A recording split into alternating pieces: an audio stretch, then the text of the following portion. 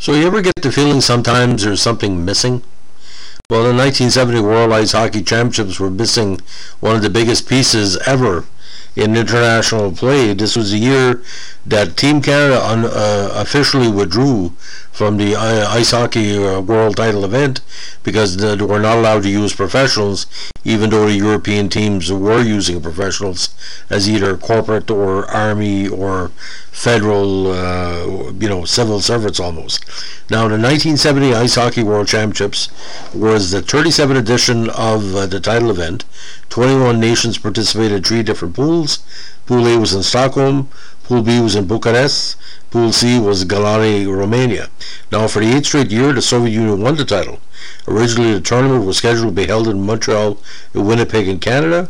However, after a dispute over allowing professional players in international tournaments, the IIHF awarded championships to other cities.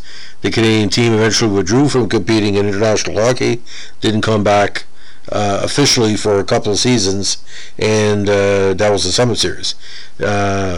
Pure international play did not return until 1977. This tournament was also the first one to make helmets mandatory for all skaters. Now, March 14th to 30th, the event was to have featured a possibility of Canada's number 2 seed. They were, again, scheduled to be the original hosts, and the International Ice Hockey Federation had granted use of up to 9 former pros for national teams at the event. Now, the Canadian team had not won the world title since '61 and had never hosted the event.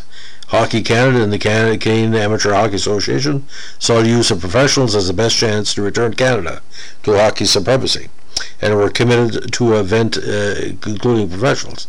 Canadian officials, however, were frustrated that their best players competing in the National Hockey League were prevented from playing, while Soviet players, who were employees of the industrial or military organizations that fielded amateur teams, were allowed to compete.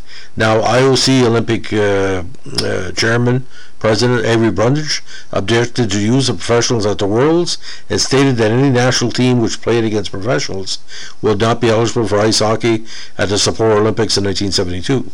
The IIHF called an emergency meeting for January 70 to discuss the situation, and CAHA President Earl Dawson argued that national teams participating in these Vestia Trophy tournaments had played against professionals, but were still eligible for the Olympics, and the same should apply to the Worlds. Now, he also made a suggestion to consider the 70 event an invitational tournament instead of a world title event to avoid the wrath of the IOC, but the IIHF declined the notion. A vote was taken, and 5 of the 8 nations in the top division of the World Championship voted against the use of any professionals. Now, Canada perceived the situation to be a double standard in international hockey, since players on European national teams were believed to be state-sponsored professionals labeled as amateurs. Now, Dawson and the CHA took a stand against what they perceived as hypocrisy by European members of the IIHF. Dawson withdrew the Canadian national team for international events against European hockey teams until Canada was allowed to use its best players. Now, the hosting of the 70 Worlds again were given to Sweden. Dawson felt that Sweden and the Soviet Union combined to sabotage the Canadian attempt to host the 70 Worlds because Sweden wanted to host the event and the Soviets did not want to lose the gold medal. Now, instead of competing internationally at the Olympics, Canadian officials helped organize a series of games against the Soviet Union in September '72, known as the infamous Summit Series, which I talked about in a previous podcast on this channel. Now, that event, of course, featured all international pros.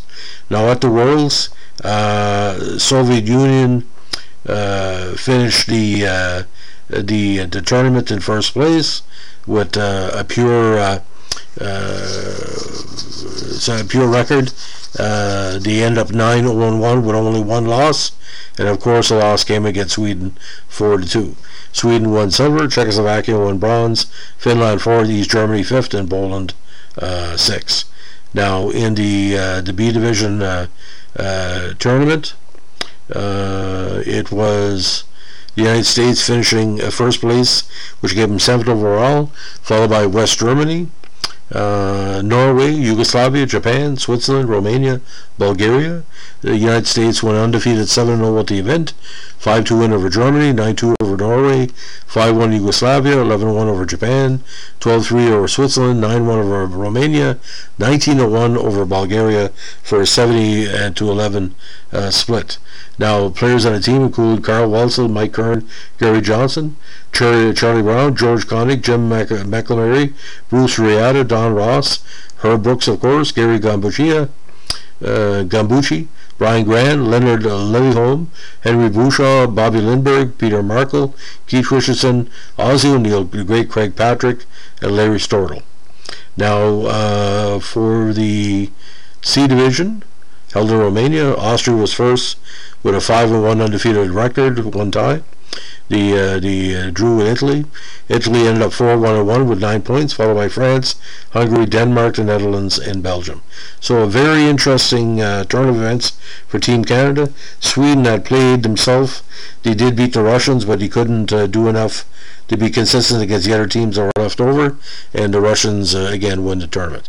So if you like what we're doing here with our international events, give us a like, comment, or subscribe, and don't forget, hockey is many nations, but only the ice can be that cold. Have a good one. Bye.